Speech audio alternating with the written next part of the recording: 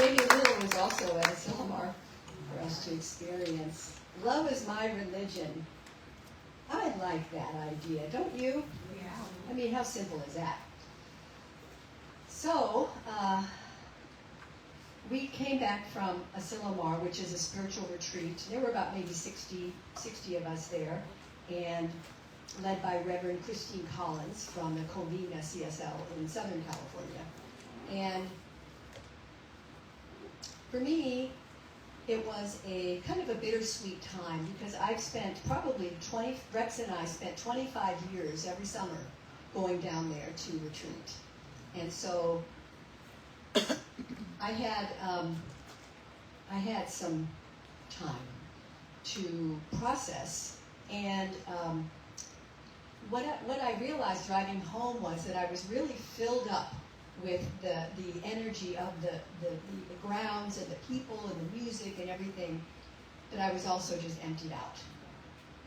And the reason I was emptied out was I brought some of Rex's ashes and I put them into the ocean where he used to fish and we would kayak. And that was hard. It was really hard. And yet it also gave me, when I tossed them, they swirled. I was in this tide pool, and they swirled around, and then this wave came in and whoosh, and they went out. And I thought, yeah, he's out there. He's in the ocean, exactly where he wants to be. So that's why I felt filled up and yet emptied out. So I actually had to come home a day early because I was so drained emotionally. And that was okay too. I made a decision. And just like Jamie says, love is a decision. I decided to take care of me. And so I came home and just had that time. So I'm so grateful for that. And I have a confession to make. I'm a work in progress. And you know what? You are too. Each of you. Did you know that? Turn to your neighbor and say, I'm a work in progress. I'm a work in progress. I'm a work in progress. I'm a work in progress. We never get it done. And even though I've been in this philosophy for over 30 years, I still catch myself having old beliefs run the show. Don't raise your hand, but anybody? And I can step up as a wise warrior, which is my talk today, wise warrior. I can choose to study, to practice, and to apply these truth principles to my life. The definition of a warrior is a brave or experienced soldier or fighter, a champion or hero, a trooper. And we often associate warrior with war. It's part of the word. And yet, a wise warrior, a spiritual warrior, a peaceful warrior is a practitioner of truth. Period. The wise warrior is anchored in peace and poise, and they're focused on what needs to happen without needing to fight or resist what's happening. In the word wisdom is wise one. So the wisdom is already within each of us. We access our extraordinary wisdom and self-awareness when we quiet our minds and clear away the distractions and reflect on the magnificence of our spiritual nature. We then stand as a wise warrior. So an affirmation is, I stand in the power and wholeness of spirit that I am. Let's say that. I stand in the power and wholeness of spirit that I am. One more time. I stand in the power and wholeness of spirit that I am. So I've been teaching yoga for probably as long as I've been in the science of mind. And one of the poses, a couple poses we have is called the warrior pose. It kind of looks like this. And in the warrior pose, we ground ourselves. We ground our legs and hips into the earth. We lengthen through our spine, which is called the Shushumna channel. We lengthen at the top, and we extend our energy in both directions, and the gaze is what's called the drishti, and we look out over the middle finger of our hand and just focus there. And that focus is and with our breath, helps us to just stay present. The warrior pose. Now, it can also be the worrier pose. What if I'm not doing it right? What if everybody's looking at me and wondering, what the heck is she doing? What if I'm not doing my life right? What if I just fret all the time and nothing works for me? What if I worry too much? I wonder what I'm going to have for dinner. Oh, I wonder what I'm going to have for lunch. You get the idea. So worry is usually due to fear of uncertainty or the unknown. And our minds can go directly to the negative what ifs, and then that cycle of thinking can be consuming and is definitely not good for our well-being. It's actually toxic. Unless, of course, we pivot that what if to a state of expectation of something good or better. What if this isn't so bad? What if I can get support? What if life is for me? So being a warrior and not a worrier puts the confidence and power back in you. I talked last week about take back your mind. Where's your mind going? Down the rabbit hole? Well, bring it back up. Whatever happens, you can handle it. A warrior triumphs, a warrior cowers. And this notion of strength and resilience is empowering. We can develop more confidence and rise above whatever life gives us, if we choose. It's about trusting in yourself and having faith that you can handle whatever shows up. I got this. So at Asilomar, they had a lot of different workshops, and one of them that I took, there was a process where we were to remember or recall our mentors and teachers that really served us in our life. And so we wrote down 5 of them. And then we got into small groups, dyads, and shared with the other person who that person was that inspired you, and maybe a phrase they said to you that you just take with you all the time. So my partner was this gentleman, Bernard, and he said that one of his early teachers in the science of mind or religious science said to him one thing that he has kept with him that was so simple and so clear. And that phrase was, take it upstairs. Period. Take it upstairs. Now think about that. I think you know what that means, those of you that are students. Take it upstairs. So whenever you're confronted with a problem, he said, you don't take the problem in and mull it over and figure out, how am I going to get this together? You take it upstairs. You take it to the upper room. You take it to the divine mind and give it over. We've heard let go, let God. Take it upstairs. When he said that, my whole being just went, and I have heard before, because I call it mountaintop consciousness. That's what I grew up with, is go to the mountaintop and give it over. But that take it upstairs to me was so simple and such a great reminder that when I get worried, when I get flustered, I'm going to take it upstairs. So I hope that supports you as well. It's a nugget. That's right. That's a good gold nugget. That's worth a lot of money. I stand in the power and wholeness of spirit that I am. I stand in the power and wholeness of spirit that I am.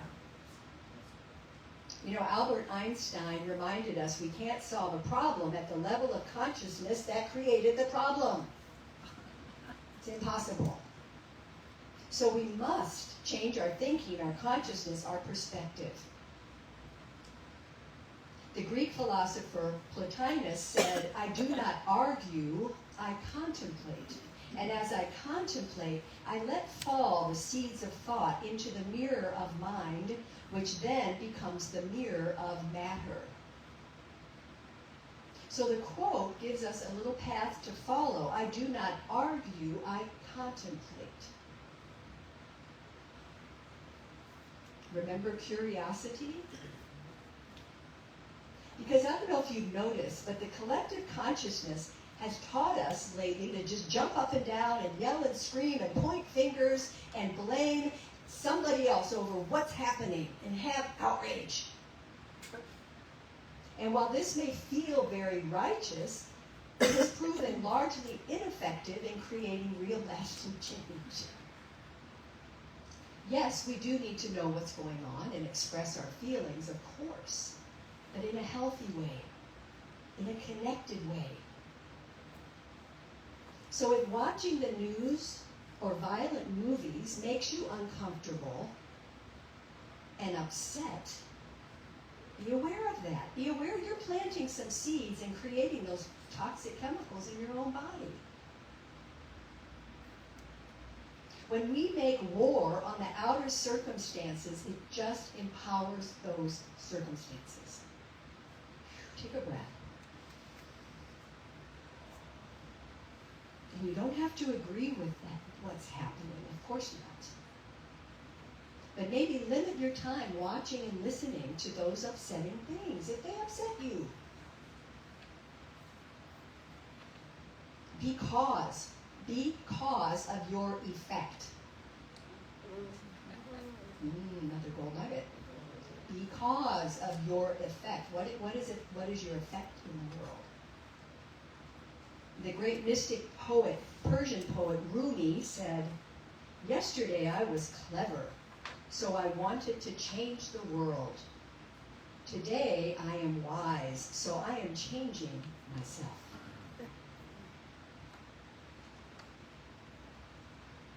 A wise warrior. As students of the science of mind, we know that behind and within all circumstances, no matter how upsetting, there's a divine, loving presence. When we commit to seeing things differently, we can create differently. And as a wise warrior, we can take a step back and center ourselves prior to entering the world. And this gives us the opportunity to look beyond an appearance of things and see the possibility of something new. So instead of getting angry over the situations that you see out there, just ask, although I don't agree with this, what do I want to see here instead? What is Spirit's highest idea here? I sure can't see it, but then contemplate instead of arguing. Take it upstairs. One of my teachers called herself a possibilitarian. I like that word. Is that even a word? A possibilitarian. I think we all need to be that, maybe. So consider this. Did you know that most martial arts training is a practice of peace? Are there any martial artists here that have studied any martial arts? Battle is only considered as a last resort and a matter of self-defense. In Aikido, a Japanese martial art, they use techniques that redirect the force of aggression to harmonize with the encounter. Hear that. They redirect the force of aggression to harmonize with the encounter. That's powerful. Every change we make starts small and it will grow. Think of the seeds thrown out by various plants. And Jesus used the example of the mustard seed. A few tiny plants, us here planting seeds, can soon occupy a whole hillside. So are you willing to plant a seed of change by being a wise warrior? Yes. Yes? I'll think about it. So it's important to remember that the wise warrior knows that it is not solely their power that creates real change, but rather that we are co-creators with the infinite. The wise warrior opens to life happening through them. The wise warrior remembers that they are directing the power and that this power is greater than the stuff that's going on. It is not I, but the Father within me that doeth the work. There's an old saying that says, I stopped telling God how big my problems are, and I started telling my problems how big my God is. That is a warrior spirit. So when we stand as wise warriors, we are practitioners of truth. And we align and become that infinite power of good. And it's not something we just talk about. We have to do it. We must be that love, be that harmony, be that unity. The good news is that's who you already are. I told you that last week. You are not an expression of the divine. You are the divine in expression. It's so subtle. Ultimately, we all want love as our religion. We all want that reunion with that divine love, loving presence, the God of our understanding. And fortunately, as I mentioned last week, we have surf school here. We're learning how to ride the waves. So we're learning how to surf. Moving through the ways of our old conditioning takes a fierce warrior focus and courage. How will you remember to keep that focus? How will you balance your will and surrender to the divine urge? And are you willing to mind your mind?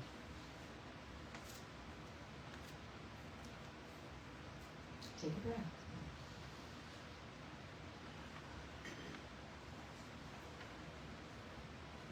I made a little video when I released Rex's ashes into the sea. I sent it to my family, and my sister said a few things, and then at the end she said, be brave and true to yourself. And I thought, wow, that's what I needed to hear. Be brave. We all need to be brave in our lives, whatever we're doing. Because things show up. So the great Mother Teresa, who was an Albanian Indian Catholic nun, was the founder of the Missionaries of Charity. And she said this: people are often unreasonable, illogical, and self-centered. Forgive them anyway. If you are kind, people may accuse you of selfish, ulterior motives. Be kind anyway. If you are successful, you will win some false friends and true enemies. Succeed anyway. If you are honest and frank, people may cheat you. Be honest and frank anyway. What you spend years building, someone could destroy overnight. Build it anyway. If you find serenity and happiness, they may be jealous. Be happy anyway. The good you do today, people will often forget tomorrow. Do good anyway. Give the world the best you have, and it may never be enough. Give your best anyway. You see, in the final analysis, it is between you and your God. It was never between you and them. Anyway.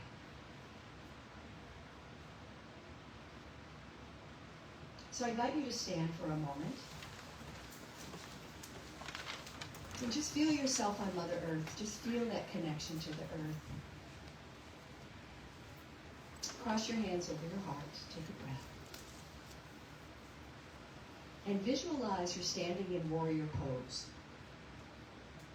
The best warrior pose you can. We're not going to do it now, but just imagine you can see yourself. And you are rooted and grounded. Repeat after me. I stand in the power and wholeness of spirit that I am. I stand in the power and wholeness of spirit that I am. Again. I stand in the power and wholeness of spirit that I am. One more time. I stand in the power and wholeness and spirit that I am. And so it is. High five your neighbor. High five. Woo-hoo! And that's all I got. Amen.